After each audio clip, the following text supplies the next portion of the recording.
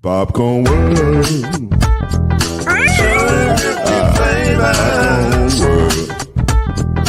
Popcorn World. Yeah.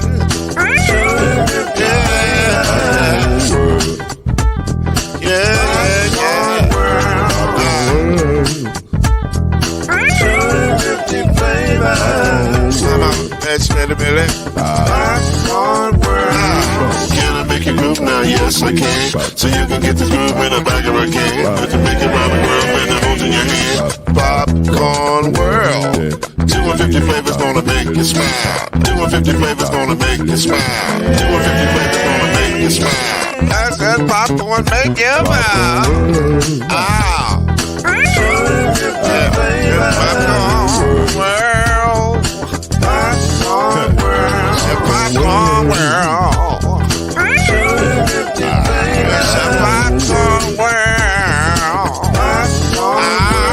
The Popcorn World. Heisman Trophy winner and Florida State legend, Mr. Charlie Ward. Wave 3 TV and Fern Creek Hall of Famer, Kendrick Haskins. And Mr. Talking Noise himself, and of course Mama Noise's name, Lloyd Smith. And now, it's time for Believe in the ACC.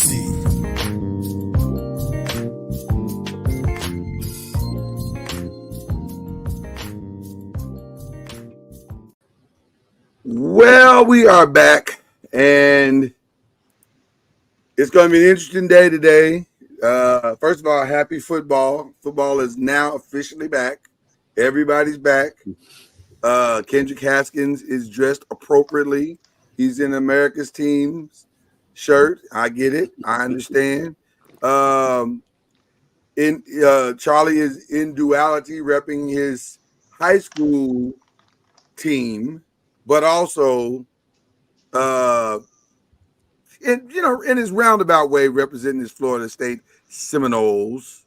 And then, of course, the true test of loyalty is when you can root for a team despite all of their everything. And so you have been loyal. I am loyal, people. And they have tested you. They have tested every bit of me, and it's been quite something. Awesome.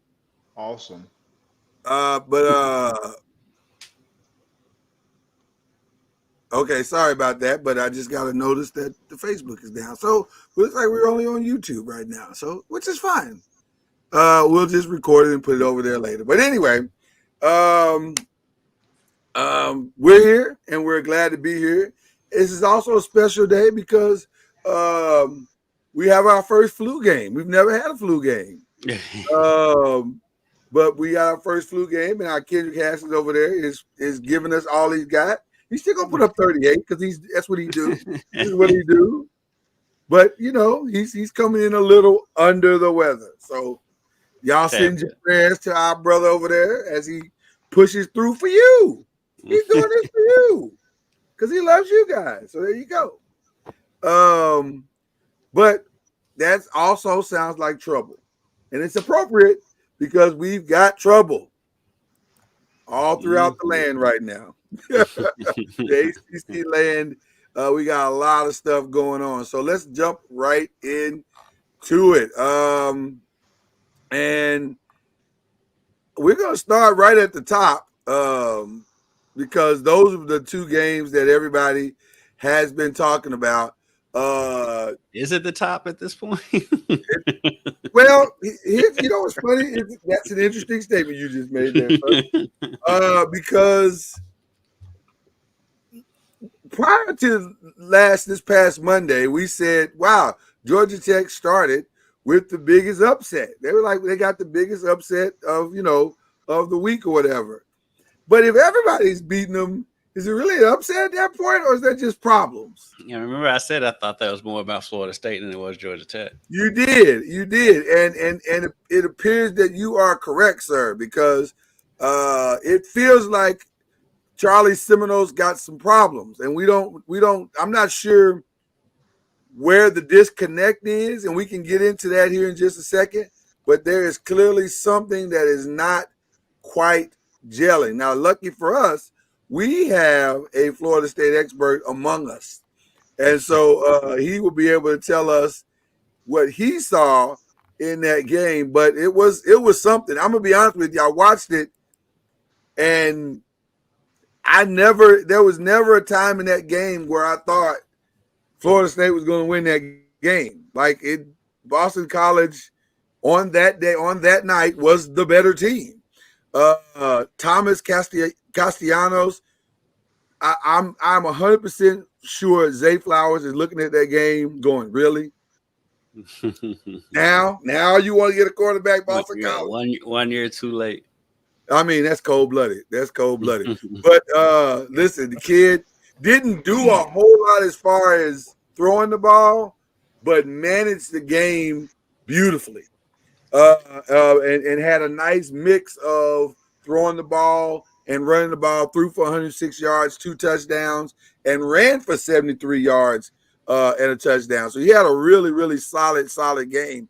But that wasn't really the stat. The stat of the game was the entire running game of Boston College ran for 263 yards. That was the game. They controlled the entire game on the ground and really never looked back from that. DJ, he had, I mean, I don't know what to say about his game. It was. You didn't take your chance to say his name because you usually. I didn't this time, and I did it on purpose because I'm trying to understand who he is. I'm until he can figure out who he is, I'm gonna wait off on the saying the last name because he was 232 yards, a touchdown, and an interception. But the key stat of that one, well, there were 2 key stats. One, he was 21 of 42. Although I think we can all safely say a lot of that wasn't his fault. There were as many dropped passes as there were missed opportunities.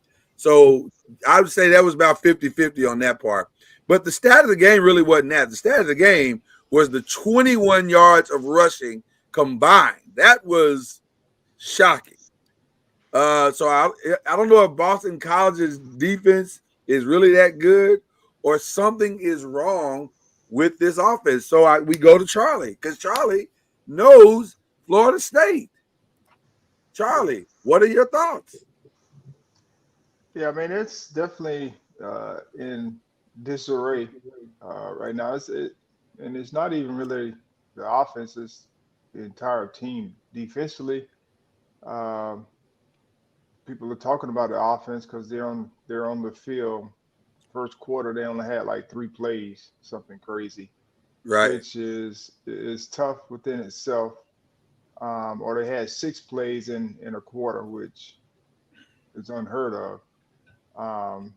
But that, to me, that goes back to, it's a team game. And when one side of the football, the other thing right now that's clicking is the special teams. Like they're holding their own, and they're not making plays in a sense, but they're doing their job. Right. But from an offense and defense standpoint, normally one carries the other on a solid team. Right now, neither is happening. When it's all said and done, and the offense was out there for 3 plays, and then after Boston College scores, then they go down and drive and for a very long time, and then they get the football back. They get 3 more plays, and so it's just right now neither offense or defense are carrying one another when one of them is struggling, and they feel the sense of urgency. I'll just say that the sense of urgency to try to correct it. But of course, when it's all said and done, people are always going to blame the quarterback and the head coach for all the problems. And so, DJ's wearing it, Coach Norvell's wearing it. They're working to get better. And I just think from a defensive standpoint, right now we got to find a way to stop the run. Like we could have guys in the box. We do have guys in the box. We still have gaping holes where they're getting 5 yards a clip off of certain deals, and they're not consistent in their run fits. And they may stop the run a couple times, and then all of a sudden they can't get off the field on third down. Whether it's without a 263 is pass a rush. lot. Say again. 263 is a lot. That's a lot of yards. I mean, when you have the football for that long and you're not Yeah. able to get off the field, I mean, they put together long drives. Like they Yeah. drove almost 98 yards on a drive. Yeah, that's crazy. Which is, kind of unheard of consistently, but they did it all night. Especially in today's game, because most teams aren't running like that. Like most teams won't stick to the run. Even when it's working, they won't stick to the run. They want to pass. They got to get the ball in the air. And Boston College was like, we can beat them this way. This is fine. Yeah. We're good here. And even, when you talk about Castellanos, he really didn't hurt them running the No. football until the last quarter. Yeah. And when they were in 4-minute mode, when they were trying to keep the football. And so he really didn't start running until that time. They kind of kept him in check, from getting first downs with his legs and those types of things. And then, offensively, I thought we got away from the run, but we weren't getting, but maybe 2 yards per carry, which, it's okay, but it puts you in, dire situations. And then from an offensive passing game standpoint, there are a lot of things that are glaring, but just like I tell people, when you're going through a funk, someone has to step up and make plays consistently to get you out of that funk. And right now, Kentron did a good job of trying to be that guy. He caught a touchdown pass. He caught some good fade balls. But right now, they're not on the same page. I know that for sure. Kentron Portier, is that his name? Porter? Yes. Portier? Portier. Yeah, Portier. Okay.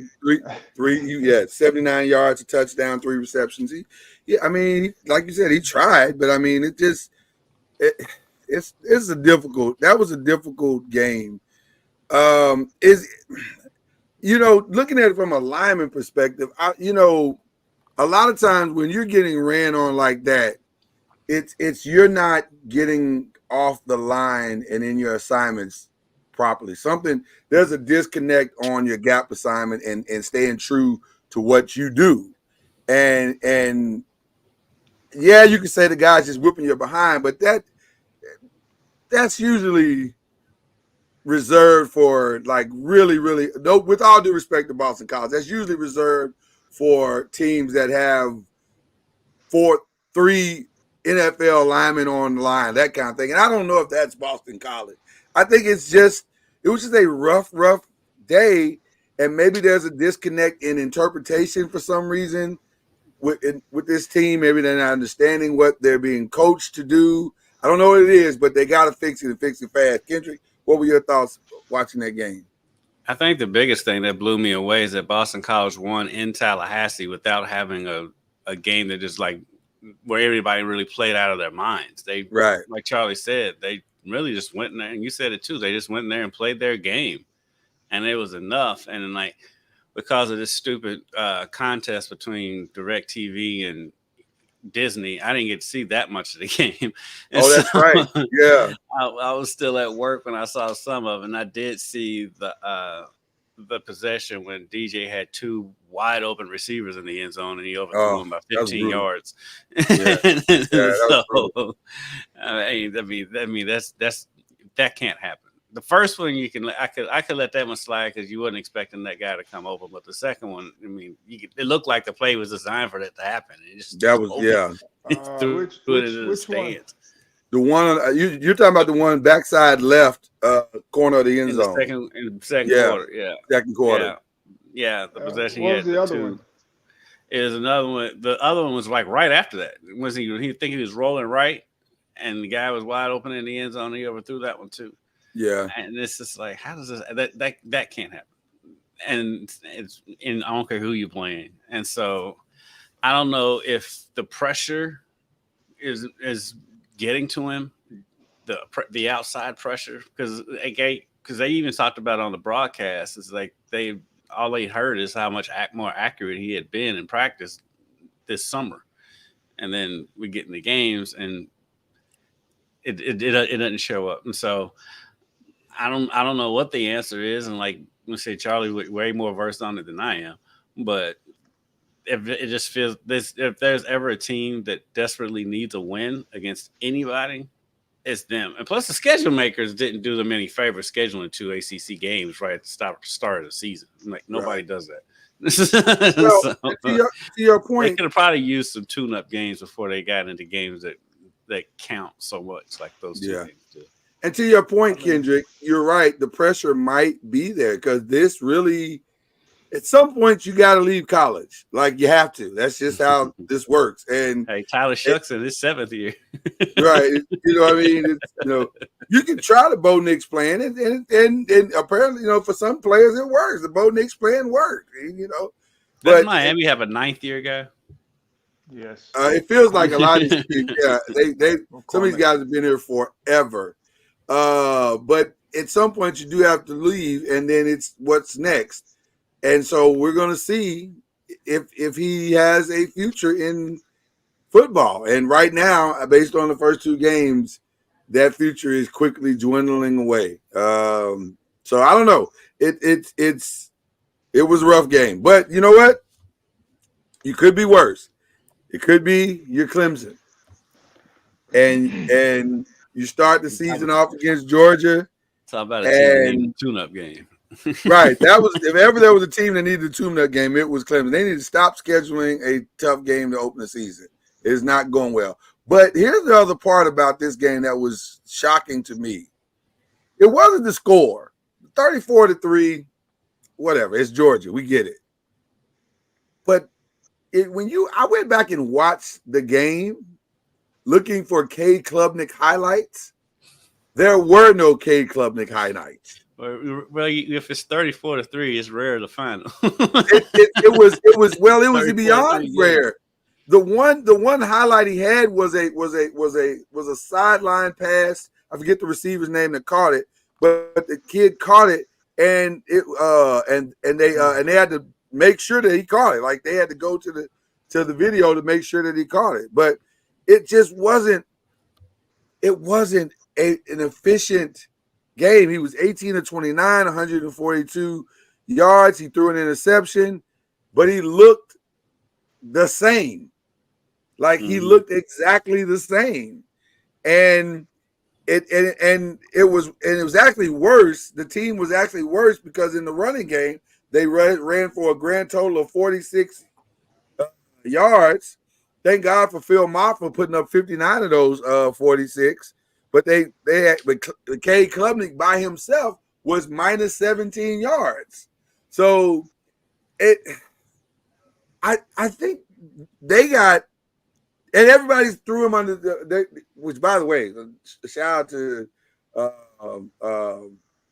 First Take, Get Up, for giving us the stat of the week, which was Clemson is the only team on earth that didn't pull any kids in from the transfer portal unless it was the service academies, which we obviously know why the service academies didn't do that. But I was like, the only one, like out of the 100 and some odd Division I teams, like what are we talking about? So I don't know, man. I told y'all before this, when we made our predictions, I felt like Clemson wasn't going to be better. That's just one game, but boy, that was a telling game to me. So Charlie, Kendrick, what are your thoughts on Clemson and the way they look? Not the shock that they lost. I think everybody expected them to lose, but just the way they looked in losing. I just think that if it keeps going this way, then his Dabo's days are going to be numbered in Clemson. It's plain and simple, because he's not adapting to the times. You can have your beliefs and you think things should be this way, but that's not how things are anymore. So you're gonna have to adapt, and if he's not going to adapt, and then they're going to keep taking L's, I can't see the administration riding with that for much longer. And so they better figure something out and figure it out quick. Because Cade Klubnik needs a receiver. Yeah, he needs a running back that can get positive yards for sure. Go ahead, Charlie. Mapa's a very good running back. I know everyone's harping on that part of it, but let's be fair. I mean, George is good. Yeah. So sure. So I don't know if we can analyze Clemson off of this game, because right. I mean, the Georgia's good, and that's just who they are. And I know Coach Sweeney. Everyone's saying that they don't go into the transfer portal. I think they are looking at the transfer portal, but they may not like some of the guys that they have in the transfer portal to be able to bring in. I've heard them say that, but they haven't pulled a trigger on anyone on the outside, which I'm okay with it. Why? Because this is what I always tell people. Yes, you have to adapt. You have to adjust to whatever the case may be. But if you believe something, and that's your beliefs, and you're going to stand on it, then you stand on it until. I mean, if you feel like that's what is best for your program, your team, your situation, then you have to be willing to live with the results. And so whether they like the results, I don't know. I doubt it after this game. But I think if you have beliefs in anything, you have to be willing to live the results if you feel like that's what's best for you. And so people lose jobs because they've done the right thing. Somebody else may not see it that way, but they feel like they are doing the right things and they lose their jobs. That stuff happens all the time. Yeah. And so I'm just grateful that we have someone like this, to be honest, because he's not the only one, but I'm just saying, to be able to have a conviction about something and be willing to live with, if it's what we consider negative, meaning losing your job or losing games. But if you feel like this is what you desire, and then again, the one thing that I've noticed is we don't know. Like we're from the outside, and we don't know. We only see what we see, but we don't know what they're doing behind closed doors, the ins and outs. And so we're only analyzing what we see. And so I just think, and the reason I say that is because, I mean, we're looking at situations, and then you go and dive deeper into, and you start asking questions inside. It's like total opposite of what you're thinking. And so that is the reason why I say it's so hard sometimes to see from the outside what really is going on the inside when you don't know. And it's no different than our lives. If people see our families a certain way, and you've talked to your kids time and time again, or you've done things to try to get better, but it just keeps showing up that, hey, you're just not getting the job done. Well, I can't sit here and say you're not working to get better, because on the outside, it looks like you're not working to get better. But on the inside, you're doing everything possible to improve and get better. And now, are you talking about when you that, say that, Charlie? Are you talking about K. Klubnik not getting better, or are you talking about Clemson as a whole? Clemson as a whole, Florida State. We talk about Florida State. Okay. I know these guys are working to get better. Like you can't sit here and tell me, because I actually know one guy. Sit here and tell me that they're not working to improve, because they are. No question. And so it's just a matter of them actually going out and executing on game day, which sometimes that doesn't happen effectively as well. Even though you may have great practices, which I'm sure going into that game, they had great practices. You know, they felt good about their preparation. Yeah. But coming out of it, you know, there's a lot of things and you got to improve upon. So it's hard because you talk about the quarterback, Klubnik, but it's very hard to see who he's throwing to. Like, guys have to make catches, get open. All those things are important as well. So it'd be curious to see how they respond. Like I talked about Florida State, you know, when they lost to Georgia Tech, how are you going to respond? Well, they didn't respond very well. But now they got 2 weeks to figure it out. And Clemson has another opportunity. They're playing App State. Well, let me say this to what you just said, because I think I find what you said interesting. And I'll use a line from Unc Noise that he says all the time. 2 things certainly can be true. And I think both teams are working very hard to try to correct and fix and get better. I won't question their work ethic at all. But I do believe, and this is just because he said it. He said, I'm not a fan of the transfer portal. Now, whether he's just saying that but he's secretly going in trying to find guys, I don't know. But I do know in 2 years he's grabbed no one. And they needed experience on the field this past weekend. And not having that experience might be the reason why we're not seeing that evolution for K. Klubnik. And this is no disrespect to Phil Maffa. Phil Maffa, to your point, is a very good running back, and I think he's going to have a good future. The problem is he seems to be the only consistent thing in their offense. So he commands more people in the box because he's pretty good, which makes it rough to do anything else if you don't have any other weapon.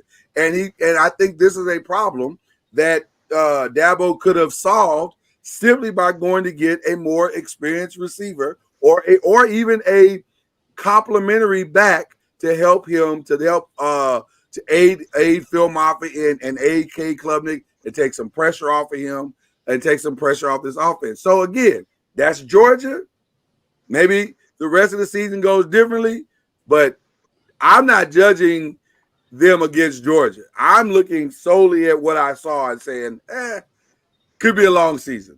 When he comes out and says stuff like there's not players in the transfer portal good enough to play for Clemson, he's digging his own grave. You digging your own grave. I agree, 100%. That's what's happening. You can't say stuff like that. Yeah. And they come out and lose 34-3. I don't care who you playing. And you know it's not a financial thing. Clemson's got money. So it's just you wanting to do it your way, which to your point, Charlie, listen, you have the right to decide to be convicted in whatever way you're being convicted. Now, you're probably going to end up divorced, but you can stand on that conviction if you so choose. Right. So that's where it is. But there it is. So, but the U is back. Listen, let's talk a little bit about that one as well, because I got to be honest, watching that game, and again, I tried to be tempered with my 41-17 or 7. Was it 7? I thought it was 17. Maybe it was 7. You might be right, Charlie. 17. It was 17. Wow. I don't know how Florida got 17 points because it felt more like 7. I agree with you on that. Because that second half was so dominant by Miami. Yeah, I think they put some. Yeah, I think they put. But let's be clear. It appears Miami has solved their quarterback issues. It does appear that Cam Ward was fantastic. 26 of 35, 385 yards, 3 touchdowns. He did throw an INT. Not 100% sure that was his fault, but he threw it, so he gets the credit. And then the team rushed for 100. Huh? Florida got a fourth quarter touchdown. That's what Florida scored. And then they look like they have a legitimate go-to receiver in Xavier Restrepo, I believe is the way you pronounce his last name. Restrepo. He was there last year. I mean, yeah, he was there last year. They had quite a few guys there last year. I told you guys what the issue was. What they were missing. Restrepo, okay. And he was. But they looked good against last year. Yeah, and he tore that dude's ACL on that juke. You can see my man's leg just die. Yeah, when he on that juke. I mean, prayers up for that brother. Well, man, you don't really see. Yeah, that doesn't normally happen. We saw that happen. Like, he tore his ACL. But Miami was super impressive.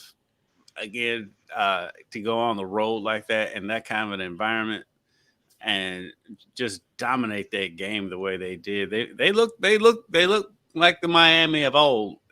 We'll see, because I mean, Florida's not the Florida of old, and so but like with any week one, you got to temper all your expectations, even good or bad. But that they are definitely out on the right foot. You got to like what you're seeing, especially from Cam Ward. Cam Ward looks like the best quarterback that's been at Miami in a very long time. So it'll be interesting to see what that team can do with a really good quarterback back there calling the plays. Yeah. So Miami's off to a really, really, really good start. Let's go through a couple of other games. No surprise for the rest of the ACC, really. NC State definitely. Well, this was kind of surprising because I was going to say it was kind of surprising. Wasn't West Carolina? They were at least up in the second quarter. Weren't they up at halftime? I know they were up in the second quarter. It was tied at halftime, but West Carolina came out on fire and led through 3 quarters. Yeah, they led to 3 quarters, really and then in the fourth quarter, that's when it kind of broke away from them. Grayson McCall struggled. That was part of the problem early on, which is understandable. First game with the new team, and so he struggled throwing the football, which kind of hurt them from an offensive standpoint. And their defense wasn't, stout, but they were able to overcome and make some adjustments in the second half, and they pulled away late, which you kind of expected. Yeah. But it'll be interesting to see how Grayson McCall, shore up some of those first game jitters with a new team. And we know that he's capable. It's just a matter of, can he be consistent? Because we've seen, guys go from one school to another school. They had success potentially at their first school, and they either got put out or they left to go to another school. And they were just average when they got there. So we'll see how they continue to progress. And to your point, Charlie, I think most of what we saw this weekend, with a few exceptions, was transfer adjustments. Like, everybody thinks transfer portal means plug and play and it's going to be seamless. Right. And that's just simply not true. That's not the case, right? Right. It's not the case. And a lot of teams are coming out of the gate kind of stumbling a little bit, and there's a little confusion. The message is a little disconnected, and it's taking them some time to kind of figure out what's going on. And that NC State game was for sure that. It took them a little while to kind of get their feet underneath them. But they got there eventually and overwhelmed West Carolina, as you thought they would. No surprise in the Wake Forest NC&T game. Wake Forest pretty much dominated that one. This was a really good game. And not in the sense of it was a good game, but it was a good game. But UNC somehow figured out how to pull it out. Minnesota had the game, and then, I don't know, it just kind of fell apart at the end for them. I call that. You did get that one. You did call that one. You did A call man that breaking one. his leg didn't make things easy, but That didn't help. That did not help. prayers up to him. Prayers up for him. Yeah. But it was a really interesting game. North Carolina was able to find a way to win at the end there. Duke beat Elon. What were your thoughts about Duke, though, under their new coach? I mean, they look normal. I mean, they didn't look like the Duke from last year. Right. And then Malik Murphy, like he's he's a starter now. I think he's talented. But it was their first game as well. Playing Elon, which is, a good start for them. They didn't put up a whole lot of points, but then again, they didn't give up a whole lot of points. So, they're two, but that Waters kid is a pretty good running back. I think he's from NC State. Where did he come from? I think it was NC State. Double check. Yeah. I think you're right, Charlie. Yeah. Yeah. So the running back they have is legit. Waters. He ran the ball well for them. But it'd be interesting. Yeah, Malik Murphy, 291 yards, 2 touchdowns. Not a bad day. Not a bad start. Progress. TCU and Stanford. This was a good game. It was a good game. Yeah, that was a good game. Turned out really well. TCU able to pull out the win thanks to Charlie's generous tuition donations. Well, not donations, paying a bill, but I don't think Charlie calls it a donation. Right.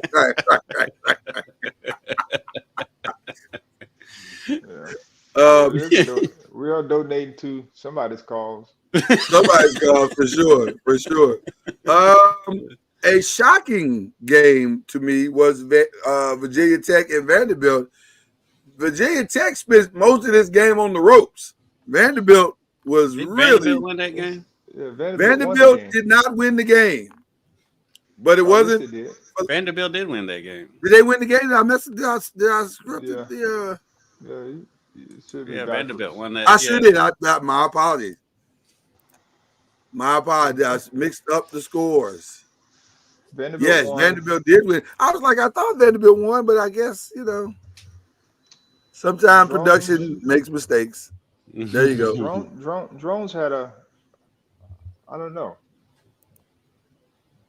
He had a okay game. But I think he cramped up.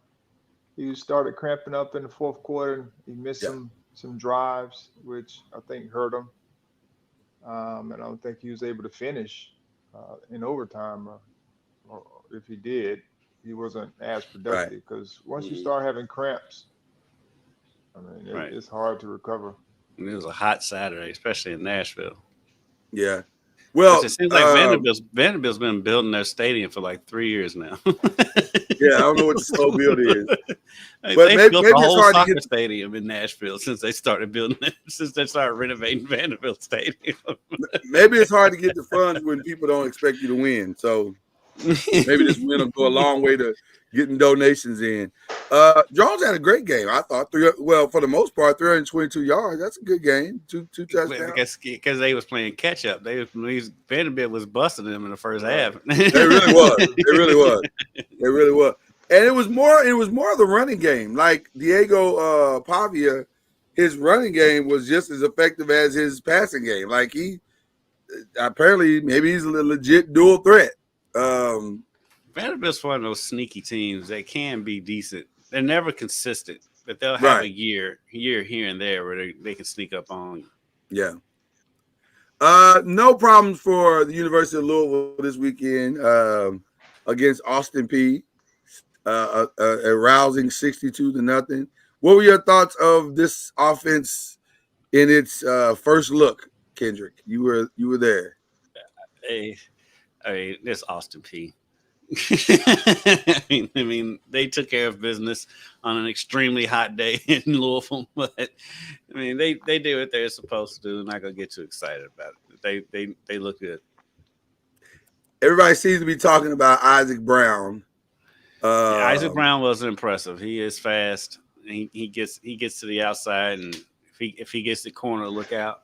And like I said, I mean, you can't get too excited with that game. Like, because the good thing is around here, the people aren't too excited about it. It's like, yeah, it was a great game, but it was Austin Peay, and they should win big again this week.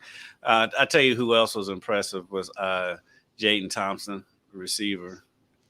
He played well for Louisville in that game. Ja'Cory Brooks in his first game looked pretty good. On defense, now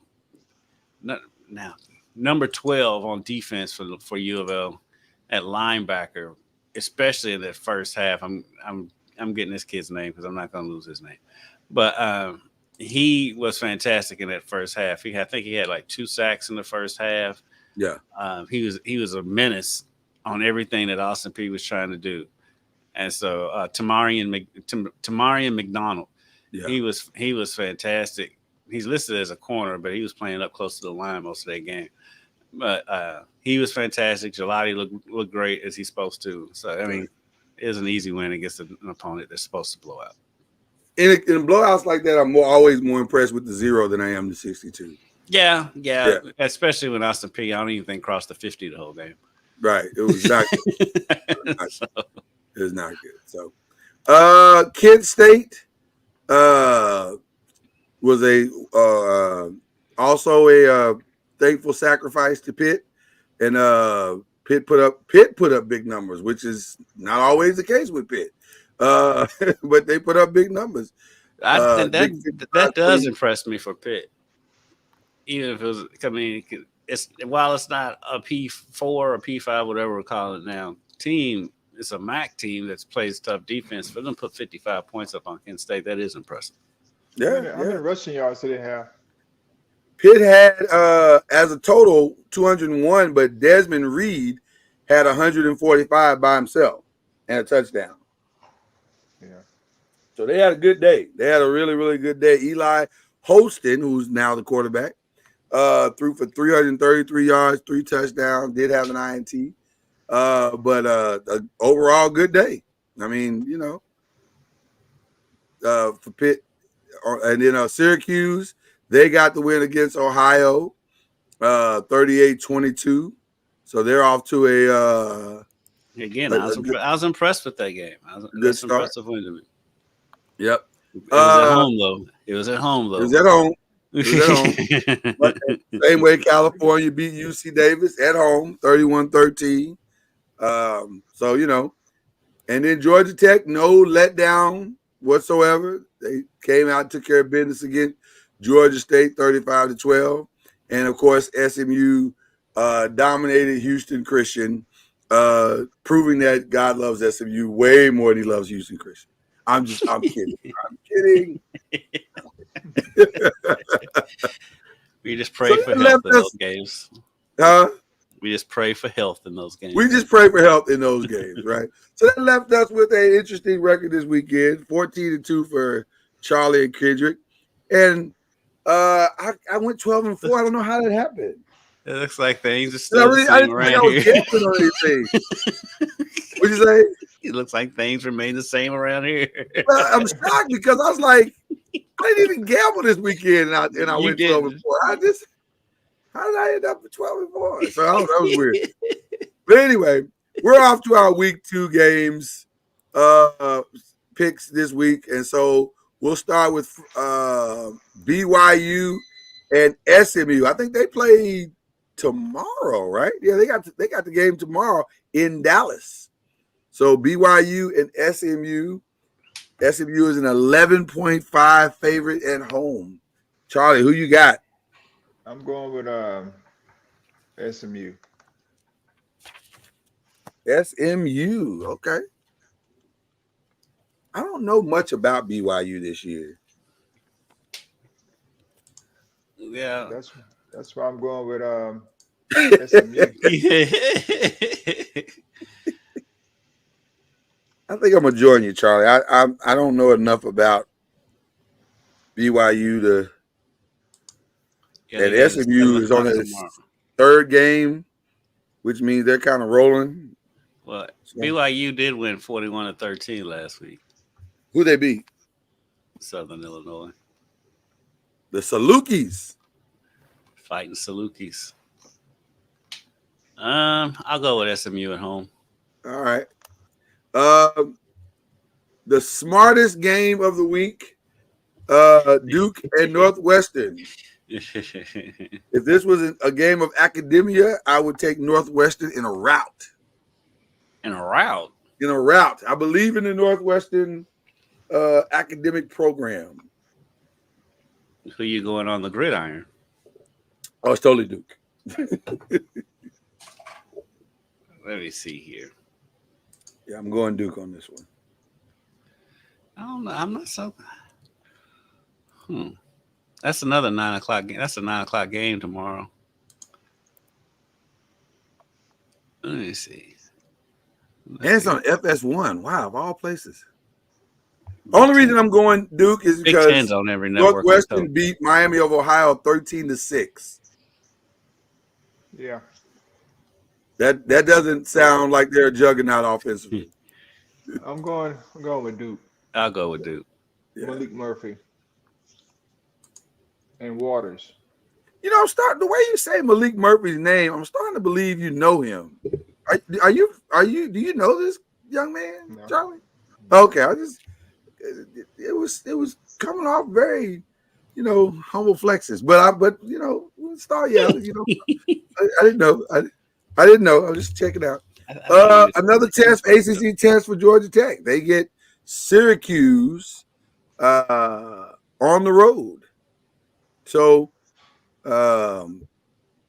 first genuine road test, I guess, for Georgia Tech. Who you guys taking in this one? At Syracuse, who's at home. I'm going with Syracuse because they're playing at home. I was going to say the same thing. They're so good at home, no matter who the coach is. I'm going with Syracuse at home. If it was at Georgia Tech, I would go with Georgia Tech by at least a touchdown. I think I gotta believe that at some point Georgia Tech is going to have to come back down to earth, and I think this might be the week. So I'm gonna make it a trifecta here and join my brethren in this selection of Syracuse. But that could have been your chance to catch up. That is true. That is true. Although we have added a new wrinkle this year, which we will explain in just a minute. So I may not need that. So, Charlie, he wants to start taking. He wants to start taking those. He got a producer's favor. I'm not that far behind, Charlie. I'm just 2 games. He won't start taking the big swings until October. Yeah, I got to see more football than this to start taking big swings. Pittsburgh and Cincinnati. This is an interesting one. Both teams won their first games. Huh? I don't know much about Cincinnati. The Fighting Satterfields. Is he still throwing subtle shade at Louisville? They beat Townsend State 38-20 last week. I'm going Pitt on the road. I'm going Pitt. But that doesn't sound like they play. They gave up 20 to Towson State. Pittsburgh's coming off 55 against Kent State. I'm gonna go with Pittsburgh. Yeah, I gotta believe. I gotta believe Pitt is probably ready for this one. All right. Jacksonville State and Louisville, or what I like to call another tune-up. Yeah, another tune-up game for that Georgia Tech game.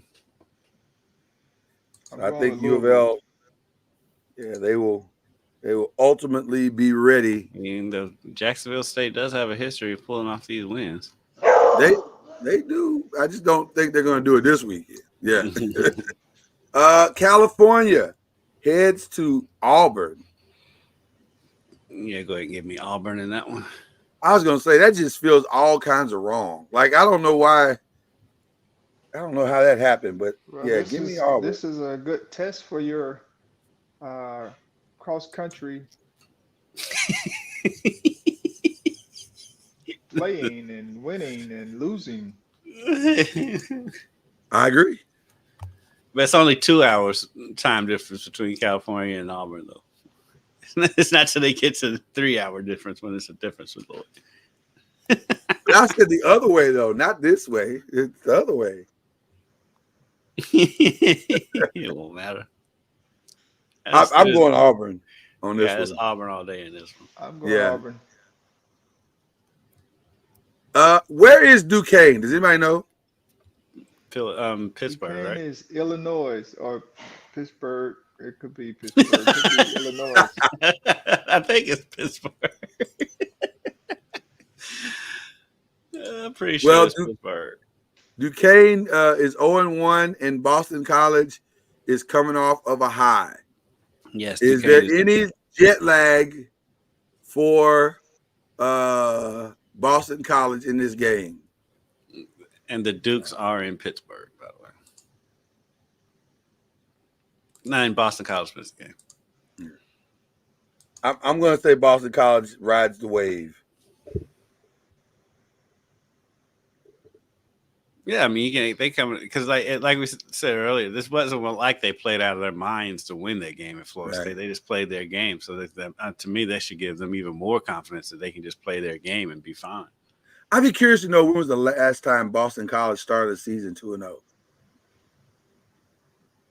I don't think it was that long ago. Okay. Yeah, because they had that running back a few years ago that was really good. Okay. Well, they've had quite a few good running backs. Okay. I just remember him picking up a U of L DB and slamming him to the ground in the middle of a run. Yeah. Are we all going Boston College, or is there a Duquesne believer among us? No, it's BC. Okay. All right. We will move on to Charlotte and North Carolina. Charlotte did not look good in their opener at all. Like they didn't. I didn't think they played very well. Which has me. I'm interested to see what this quarterback does for Carolina, though. Yeah, I thought they got beat by James Madison 30-7.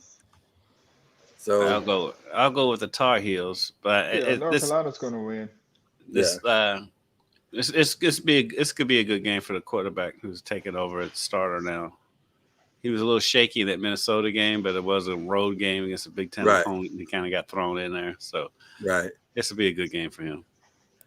Marshall and Virginia Tech. Virginia Tech now also in need to win mode against Marshall, and they get this one at home. Do they bounce back? Yes. I mean, Drones, the first game, Vanderbilt was good on the road. I mean, at home. Yeah. And Virginia Tech seemed like they were struggling early on because they got behind and then they, caught up. But I think last week was a good eye-opener for them. Bold prediction by Marco Meadows right there, by the way. 70-0. He says. He said Louisville tops themselves with the or matches there.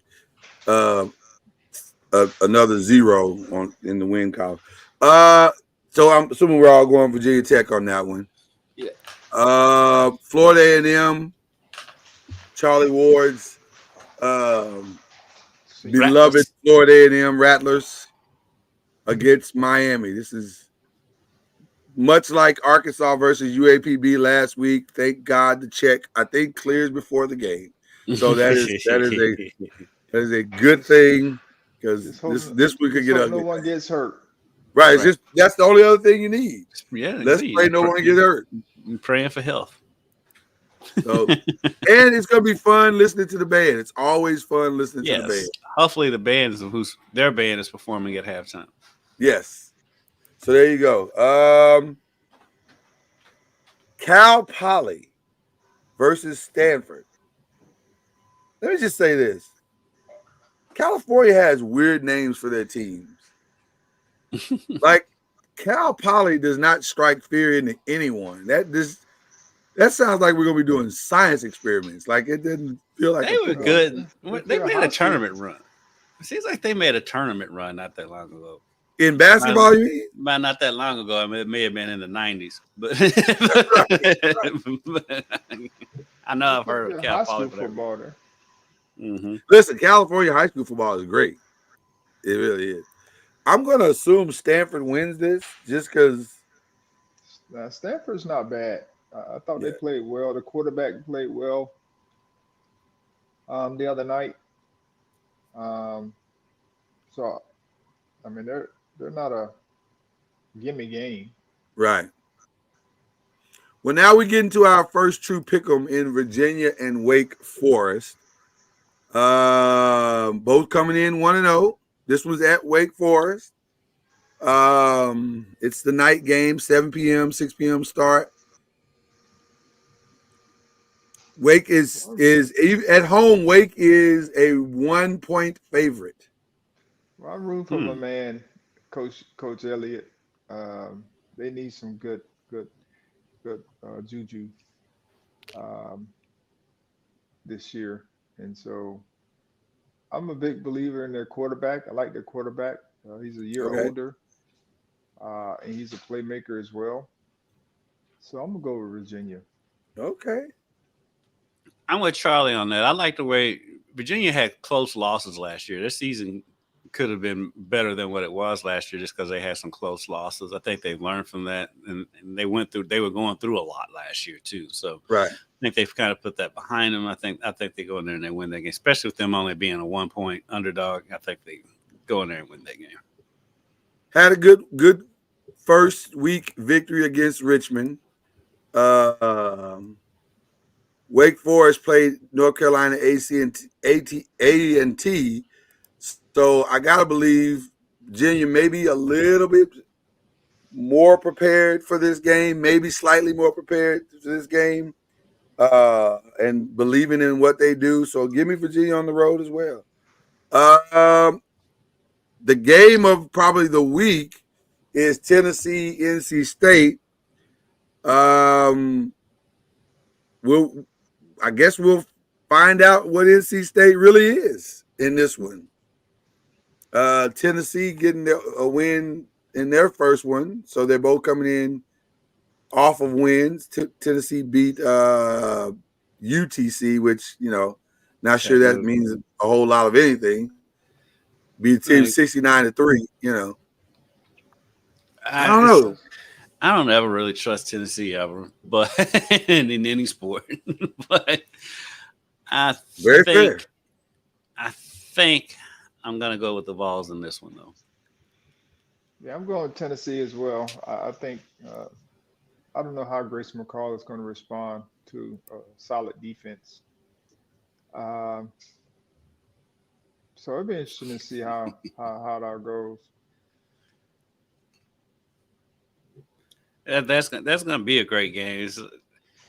Listen, I never trust Tennessee in a big spot, but NC State. I like the their way they quarterback started, though. Yeah, the way they started Tennessee's that quarterback game is really nice. I like what he did as well. I don't know. NC Carl, State you started going that NC game going State? Tennessee. No, he's going Tennessee. He's going Tennessee. Okay. All right. And you going Tennessee as well, Kendrick? Yeah. It's hard, but the way NC State started that game last week, that makes me go with Tennessee. Pastor Court imploring me to go and reverse my pick.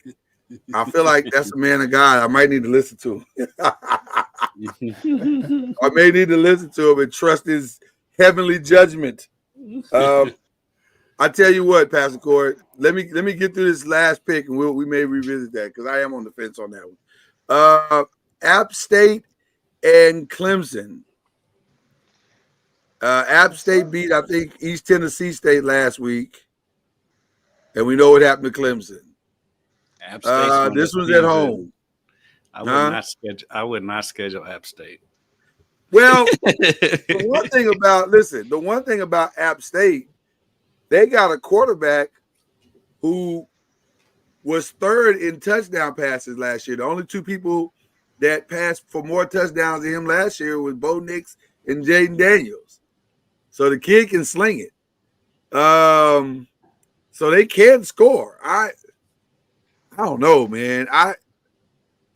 It's hard for me to believe that Clemson is going to lose their opener at home. This is a tough call. This is a tough call. This is not just an easy pick, man. I don't know. This scares me, man. I don't know. Yeah. I'm gonna go ahead and go Clemson. Yeah, I don't trust it at all, but I'm gonna go with Clemson just because they're at home. Yeah, I'm in the same boat. Even though App State is showing they can win on the road. App State will not be intimidated by Clemson at all. They're going to go in and now, and then I don't like the line. The line is 16 and a half. Well, if we were doing the spread, I'd definitely pick App State. Right. It just doesn't feel like Clemson is 16 points better than anybody right now. Like I don't know. Oh man,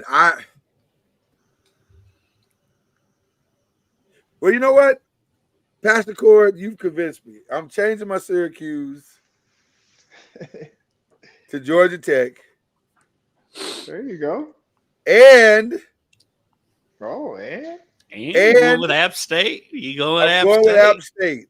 And the reason why I'm doing that, ladies and gentlemen, is because we have a new added thing to. We had it last year, the bonus game. You win the bonus game, you get an extra game.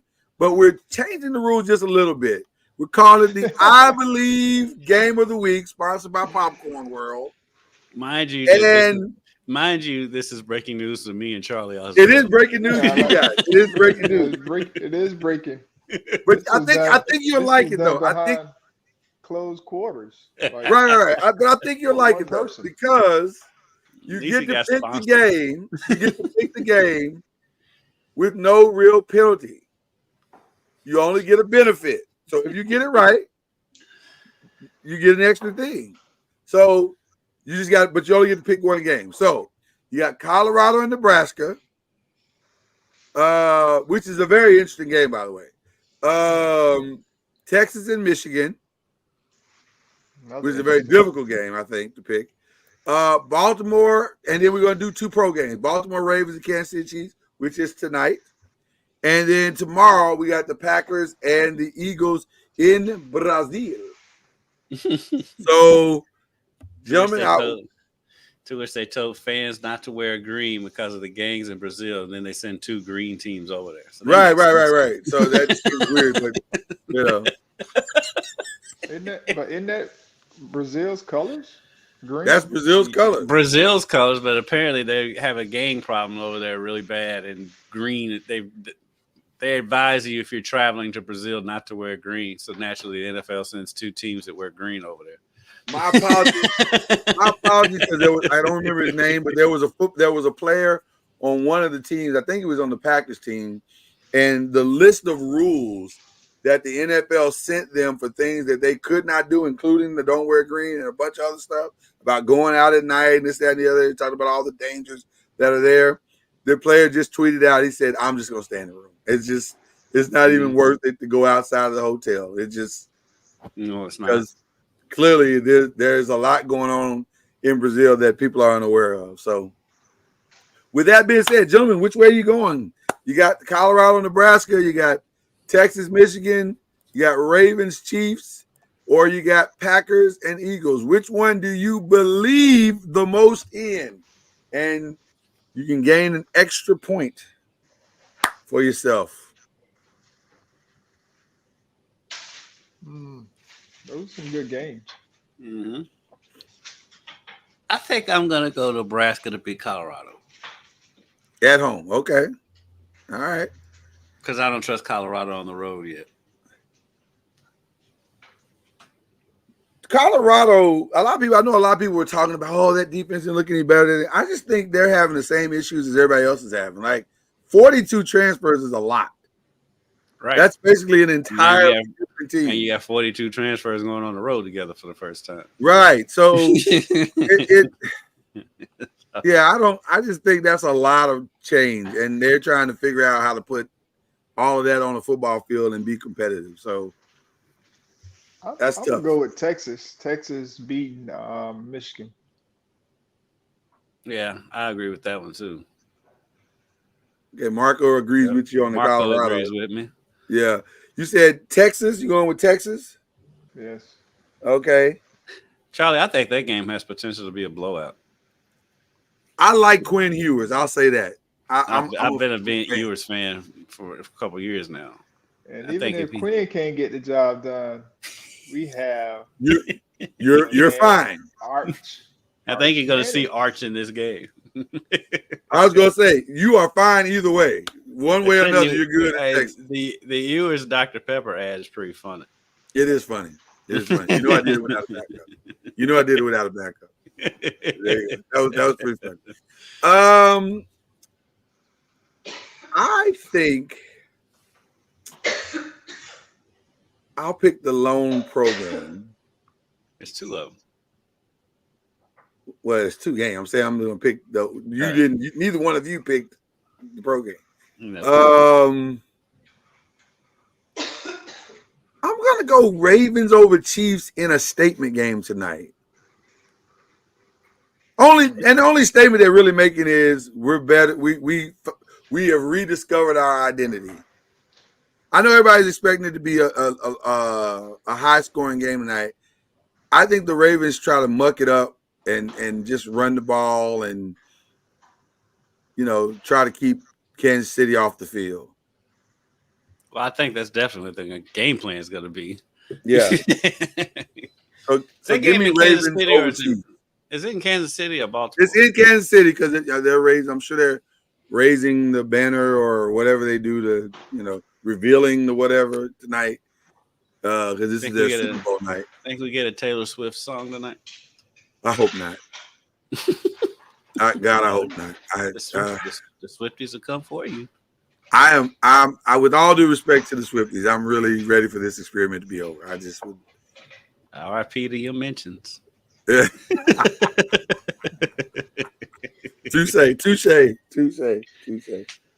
Just out of pure fun, you guys got a prediction on Packers Eagles tomorrow? I'm going with the Packers. I like the way they ended the season last year. I'm going to Eagles. How many preseason games did Jordan Love play? Probably zero. Did he? I don't think he played any. Did he? Yeah. But neither did Jalen Hurts. I don't think Jalen Hurts played any either. So I'm going with I thought Jalen Hurts played. Did he play one? I didn't think he played. Okay. I'm just going with the Philadelphia Eagles. Going with Philadelphia Eagles. I think I'm going to go Packers to win this. I just think the Eagles got to figure out how to make all of that work, and this is too soon to figure that out. There's too many moving parts to figure out how. By the way, I in our draft, our fantasy draft, Charlie, I was almost forced to take Saquon Barkley because he was just sitting there staring at me at the time I picked, and I am so nervous because I'm not trying to put bad stuff into the world, but every time I pick Saquon Barkley, he never does anything.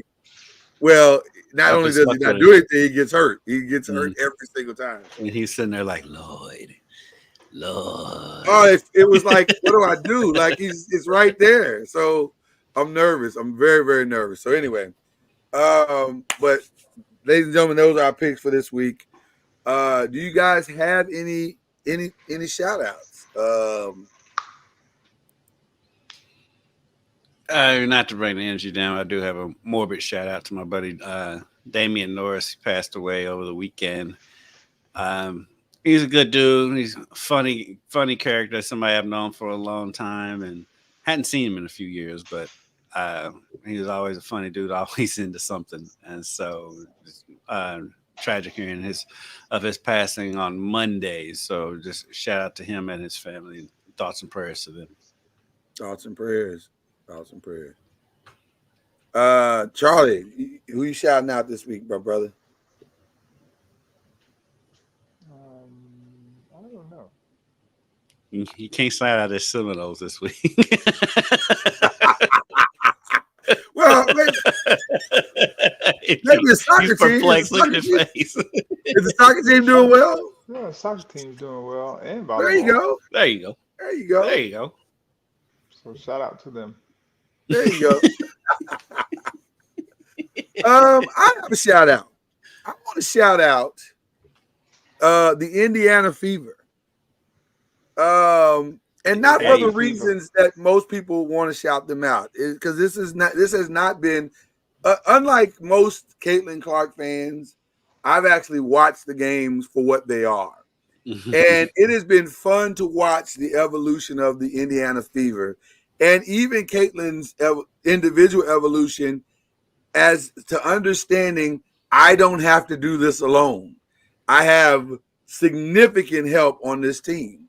Aaliyah Boston, Kelsey Mitchell has been incredible. And so they are starting to look like a team that can make some noise. Now, I'm not saying they're going to go out and beat the Aces or the Sun or the Storm. I don't know if that's true in a series. Well, they might beat the Sun. Huh? They might beat the Sun. The Sun is a beatable team, but I'm saying I don't know if they're ready to compete in the upper tier yet.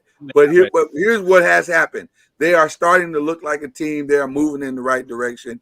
They look much, much better than they did at the start of the season, and they have gotten a playoff berth.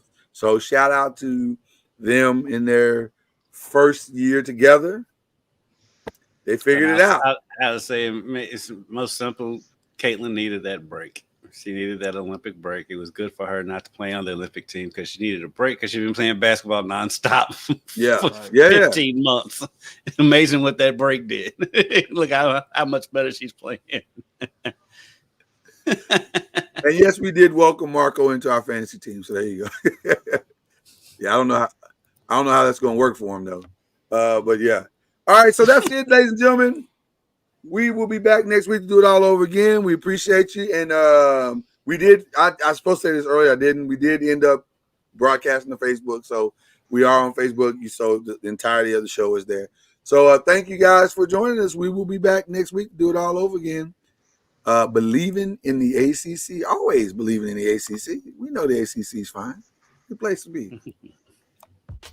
You've been listening to Believe in the ACC with Charlie Ward, Lloyd Spence, and Kendrick Haskins. Please like, follow, subscribe, and share from the Noisemakers page on Facebook and on YouTube. And you can also listen to us on Spotify, Apple Music, iTunes, and wherever podcasts can be heard. And join us next time